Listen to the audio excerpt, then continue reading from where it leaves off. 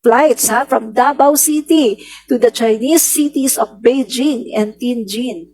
Grabe mga kaibigan. So, kita nyo yung nangyari?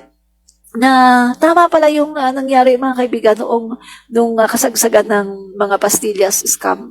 Na kapag sa panahon ni Duterte mga kaibigan na kapag mga in-check, tuloy-tuloy sila, in-escortan pa ng mga immigration, no? Tapos meron lang silang nakabalot na pera, no?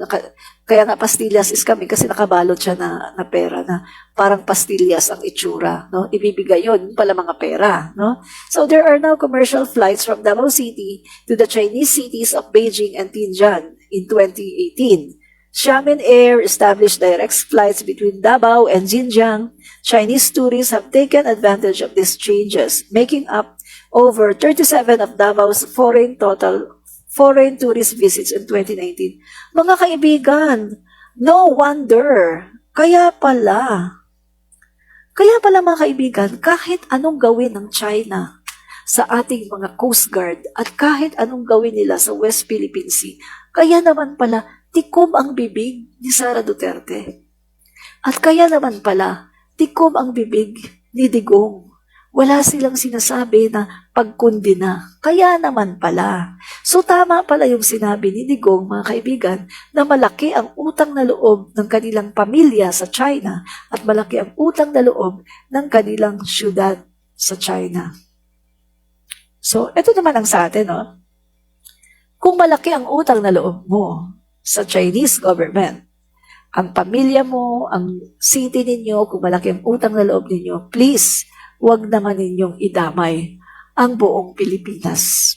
Huwag nyo naman ipamigay ang ating West Philippine Sea. No? So, eto na ngayon mga kaibigan.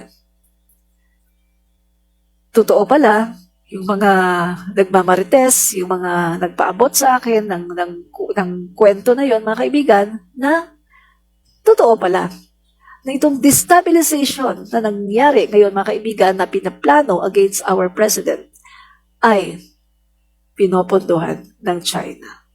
At mga kaibigan, isang ebidensya dyan, mga kaibigan, yung mga influencer, kasama yan mga kaibigan, mga bayad yan, yung mga influencer na ang kanilang mga sinasabi ay yung mga narrative ng China. Mga pro-China na influencer. Kasama yan. Kasama yan sa pondo, mga kaibigan. Kaya ganun sila magsalita. Kasi pinapalamon sila ng Chinese government. Huh?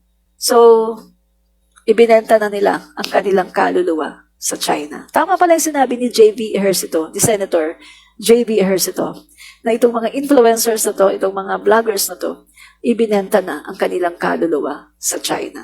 So, tama pala. No? At tama din pala yung sinabi niya na according to the intelligence, no, na nakalap, ay meron talagang mga kumikilos, no, na i-destabilize itong gobyerno. At ang mga nagpopondo ay ang China. At eto mga kaibigan, sabi ko nga kanina, sabi doon sa nagmarites, no, na nakalap niya galing sa isang source, no, na malapit din mga kaibigan, ay eto nga, pag hindi nagtagumpay yung kanilang mga destabilization plot, by hook or by crook, iuupo nila ang kanilang tuta sa 2028 bilang presidente. At alam nyo na kung sino yung tuta ng China. Walang iba kundi Sara Duterte. Ang tuta ng China. Kaya mga guys, wag na tayong boboto sa mga pro-China. Kawawa ang Pilipinas, mga guys. Ay, nakakalungkot. Marami pa rin mga tao, mga Filipino, na aanga-anga. Na patuloy pa rin na talagang nag-hold on sa kanilang kabaliwan, sa kanilang pagiging blind supporters sa mga Duterte. Kitang-kita na natin mga guys eh. Open nyo lang yung isipan nyo. Pag connect nyo yung iba sasabihin, kapag si Trillanes ang nagsasalita, ayaw paniwalaan kasi si Trillanes. Hindi ganun. Huwag mong tingnan yung tao. Tingnan mo ano ba yung sinasabi ni Trillanes. And then i-search mo, ano yung sinasabi ni Trillanes doon sa mga sinasabi ng mga ibang tao, mga whistleblower. Hindi yung, si Trillanes yan, porque si Trillanes yan, lahat ng sinasabi ni Trillanes, mali. Hindi ganun ang isip mga guys. Pero yung mga DD sheets, ganun sila eh. Ganun yung mga DD sheets eh. Pag si Trillanes ang nagsalita, lahat na mali. At kapag si Castro ang nagsalita, lahat na mali. Kaya nga sinasabi ko eh, hindi porke mga komunista yung mga yan, hindi porke sina Castro yan, lahat ng sinasabi nila mali. Dahil marami din silang sinasabi na tama. Kailangan nyo lang i-filter. I-filter nyo. At pag limi-limiin nyo, timbangin nyo, tignan nyo, i-research nyo. Kasi hindi lahat ng sinasabi ni Castro ay mali. Sa totoo lang, marami din silang sinasabi na tama. Pero hindi lang talaga sila na pagtutuunan ng pansin kasi ayaw silang paniwalaan kasi mga komunista nga sila. Si Trillanes, marami din siyang sinasabi na tama. Pero dahil nga siya ay si Trillanes, yan ang sinabi ng mga Duterte, ay naku, Trillanes yan, ay naku, ganito yan. So, ang tendency ng mga DD sheets na masyado namang bulag, pag si Trillanes ang nagsalita, kahit na totoo na yung sinasabi ni Trillanes, hindi pinapaniwalaan kasi si Trillanes siya. Huwag ganun mga kaibigan. Tanggalin na natin yung mga ganung klaseng kaisipan, mga ganung klaseng mindset. Tanggalin na natin yan. Kahit na si panahon ni na Pinoy, no? Si Pinoy, si Noynoy Aquino, mga kaibigan, kahit ako Maka Marcos, kahit against ako kina Pinoy, pero kapag nagsasalita yan, mga kaibigan, tinitignan ko eh. Meron siya mga sinasabing totoo, pero meron din siya mga sinasabi na mali. Ganun dapat ang mindset natin. Hindi porke galit ka sa taong yan, ay dilawan yan, o lahat ng sinasabi niyan mali. Hindi ganun, mga kaibigan.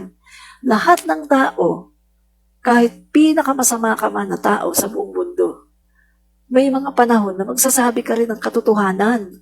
Lalo na mga kaibigan, si Las Cañas, bakit ko siya pinapaniwalaan?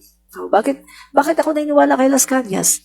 Kasi unang-una sa lahat, nag-confess siya. Sabi niya mga kaibigan, nagkaroon siya ng spiritual awakening. Pinagsisihan niya yung mga ginagawa niyang pagpatay. At sabi niya, hindi niya inaanong sarili niya, hindi niya nililigtas yung sarili niya. Ang sabi niya, gusto niya makulong. Kasama daw si Duterte kasi si Duterte ang nag-utos sa kanya. So gusto daw niya makulong sila. So, sinasabi niya yung mga bagay na yon dahil sa konsensya. Kung titignan natin mga kaibigan, pwede naman siyang, bakit kailangan niyang magsalita against Duterte? Masarap naman siguro yung buhay niya. Bakit kailangan niyang magpakulong? Diba? So, titignan niyo mga kaibigan yung mga sitwasyon, kung bakit niya nasabi yon, kung credible ba siya. Kung titignan natin, credible talaga siya dahil siya yung inuutusan ni Duterte. Siya yung nag-execute ng lahat ng mga utos ni Duterte. So, meron talaga siyang first-hand experience.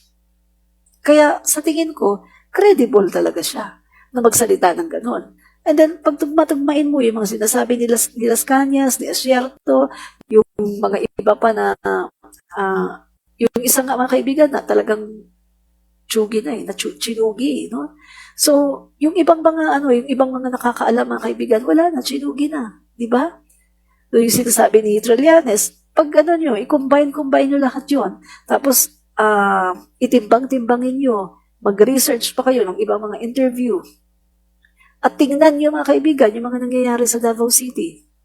Magbasa kayo ng mga articles. Mapagkukumbay nyo lahat yung mga kaibigan at mapagtitimbang-timbang nyo lahat ng mga ebidensya na nagtutugma. Tama pala. And even yung nangyari kay Paulo Duterte, nung siya ay inaakusahan ni Trillanes sa Senado na meron daw siyang tattoo, mga kaibigan. Ang tanong, bakit hindi niya pinapakita at ayaw niyang papicturan? Kasi takot siya. Kasi ang sabi ni Trillanes, pipicturan lang naman, ipapadala nga sa Amerika, ipapadecode kung ano ang ibig sabihin. Kasi mga kaibigan, yung triad, ang membership nga ng triad, mga kaibigan, ay yung tattoo sa likod. Na inamin mismo ni Paulo Duterte na meron siyang tattoo sa likod. Pero ayaw niyang papicturan. Diba? So doon palang magtataka ka eh. Bakit ayaw niyang papicturan? Di ba dapat nga, kung hindi naman totoo, dapat nga, di ba, papicturan niya? Para nang sa ganun, maalis na yung mga haka-haka. malinis yung pangalan niya. Pero hanggang ngayon, iniisip pa rin ng mga tao yun. Ano guys? Admin O, reach. ang pinapakalat na balita ng mga taong gusto lang talaga Israel. Comentarista. Nakita naman natin na ang kanilang mga pinapakalat ay walang katotohanan. Paano pa man karami ng mga taong sa iyo ay nagagalit, ang talaga naman ikaw ay hinihiba. Pero, galingan mo lang. Dagdagan mo pa, mga kaibigan. At the end of the day, performance doesn't lie. Hindi si Admin Rich. Fight fake news, expose the truth. Fight fake news and expose the truth. Fight fake news and expose the truth. Fight fake news, Guys, muna expose the muna truth. uwi.